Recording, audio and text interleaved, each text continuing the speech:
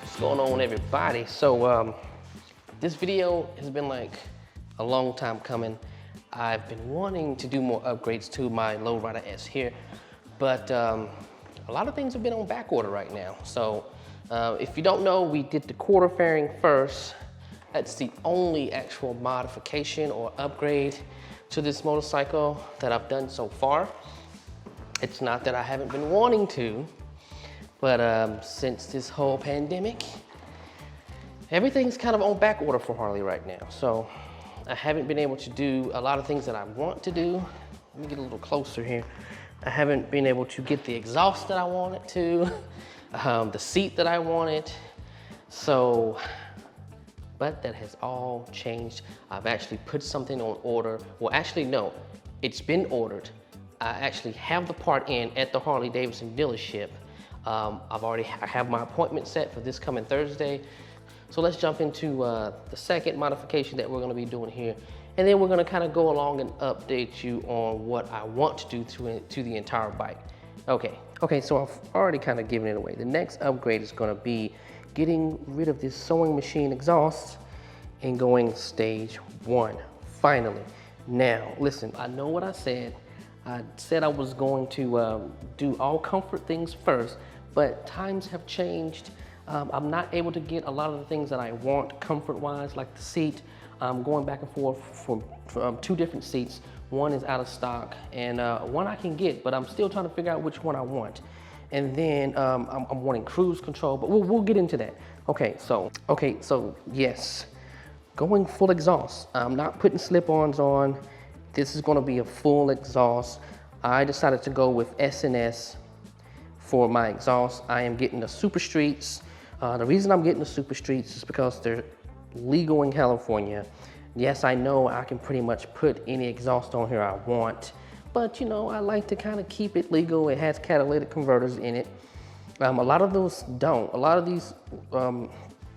the exhausts I was looking at, they were just straight pipes, right? So I wanted something that had catalytic converters, that I wouldn't have any issues. If I want them to be louder, well, guess what? Just like a lot of these other manufacturers, they have dB reducers in them. I can pull them out. So, but I wanted something that was legal in California, so I decided to go with the 2-into-1. I'm getting rid of the 2-into-2, and I'm going 2-into-1 S&S Super Streets. 50 state legal. It was something that honestly I've been looking at for a long time, but they've been out of stock of the Super Streets, the 2-into-1. So yes, that's gonna be the second mod. Now, before I take it and all that stuff, we're gonna do a sound comparison. So once I get them put on, I'll be able to put a video together and show you the difference. Now, I truly do like the sound of the S&S, that deep rumble. And I like the fact that it has the dB reducers in it, and I know that a lot of these other manufacturers have the option of getting pipes with the dB reducers, but again, I just like the sound of S&S.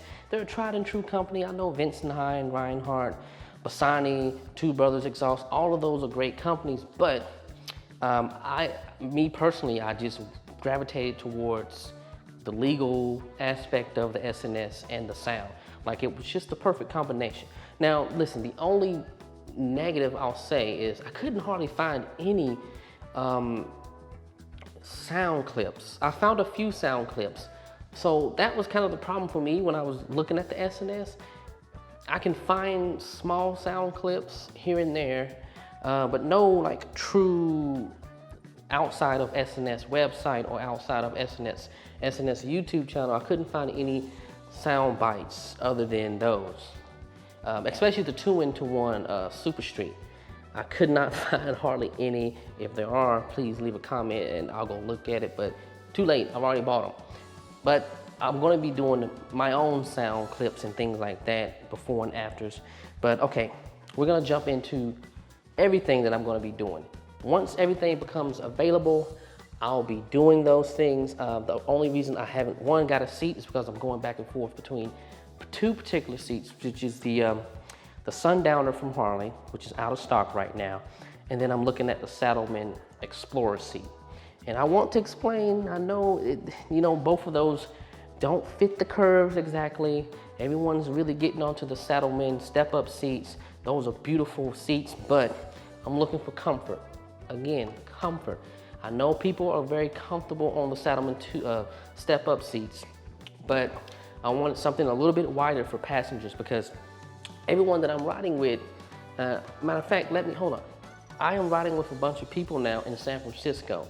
My good friend Steve finally picked up a motorcycle, but here's the thing, all of them are riding baggers.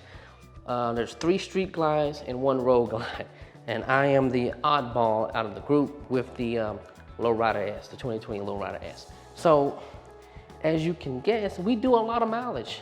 From Santa Rosa to San Francisco, it's about a little over 50 miles, I think 56 miles. So I'm already doing 100 miles there and back, and that's not even including the miles we do in San Francisco, or let's say we go to Vallejo or some other like San Mateo, San Jose. We do a lot of riding, and one thing I've noticed is my butt hurt with this seat. So I'm looking for some comfort. Comfort is the name of the game for me. Yes, I'm gonna sacrifice a little bit of looks with that seat, but it is what it is. So, but right now I'm leaning towards the Saddlemen Explorer seat. So it's between the Sundowner and the Saddlemen Explorer. I'm leaning towards the Saddlemen Explorer because they have those gel inserts. And again, the wife is gonna be on here at some point once I get that seat. So I want her to be comfortable. And they have a wider passenger seat. That's what I really was looking for. That's why I'm looking at the Explorer. That's why I'm looking at the Saddlemen Explorer, and I'm looking at the Sundowner seat, because those are kind of meant for touring, and the passenger seat is a little over 11 inches, or right at 11 inches in the back. Now the step up, if I'm not mistaken, that freaking seat's like 5 or 6 inches. That's not enough for someone to be comfortable long term. So, okay, seat, going towards Saddlemen Explorer. I'm gonna be making a decision on that soon. Now, next modification that I wanna do, I'm gonna come grab you here. Okay, so next modification that I'm gonna be doing, or upgrade, however you wanna look at it, is getting cruise control. That is gonna be a must because, again, I'm doing a lot of freaking miles with these guys on those baggers, those street glides and road glides. So, but again, the reason I have not purchased it yet is because it's completely out of stock. So once it comes in stock, I will immediately go buy the cruise control. Okay, something that will probably get done in the next week or two is going to LED. Now, I've been going back and forth. I could have easily picked these up a while ago, but the thing is, it's like, do I want to fit in with everybody else? Do I just want to keep the regular old bulbs, or do I want the LEDs? I love the LED lights. I love that look. So I'm probably gonna end up doing it, but I just hate, I'm kind of just fitting in with the crowd. I want something different. I wish someone would come out with something different, a different pattern, a different something when it comes to the LED lights. But if I end up getting the LED lights, I'm gonna get the halo ones. And then they turn amber when you turn, you guys know. Now, as far as the fairing here, I'm probably gonna keep this for a while because I'm happy with it. I have not had any issues. I've probably put 1,000 miles on this thing after the fact that I put this thing on, because I think I put it on maybe at 1,000 miles, or I know I put it on a little less than a little after 1,000 miles. Maybe, yeah. Matter of fact, I put this on a few days after my 1,000-mile service. And right now, if I have my keys, I'll grab my keys and I'll show you guys. I do a lot of riding, man. Let's see if I can get this to focus. So as of right now, I am at 3,146 miles. So probably 2,000 miles I've put on this fairing right here. And I've had no issues with this fairing. But see, I kind of like this, Uh-oh, we have the fire warning. There's fire alarms going on here as far as wildfires in California right now. But anyways, let me turn this off. I kind of like the amber look, but I do like the LEDs, so I'm going back and forth. The LED headlight with the LED turn signals, I don't know. But as of right now, that's it. That's all I'm thinking about as of right now. I'll probably go LEDs in the back right here. I'm gonna leave the LED tail light. I'm not gonna smoke it out or anything like that. I kind of like that gray look. I'm still debating on bags. I do want to get bags, but I'm probably not gonna get any anytime soon because, well, unless we do an overnight trip or something like that. I'll probably end up just getting a sissy bar bag. Once I get my 2-up seat, I'll put a sissy bar back here and just get a bag that will attach to the sissy bar, and I'm just gonna run that because bags look cool and all, but that's not really the style that I'm going for right now, but that could change. But that's it. That is my plan. The SNS 2-in-1 Super Streets are here. Unfortunately, I don't have them in the garage. I ordered them through Harley dealership because it was hard for me to find them online where I could get them right away. A lot of things were on back order. So I went through the Harley dealership. Those things cost me about $1,600. So stay tuned. I'll do a whole breakdown of how much it costs to get them put on. Again, I'm going full stage 1, tune everything. You do have to buy the relocation kit for the rear brakes. So I had to buy that. That's what actually took the longest to come in. These things would have been on last week, but the relocation kit had to come all the way from North Carolina, the home state.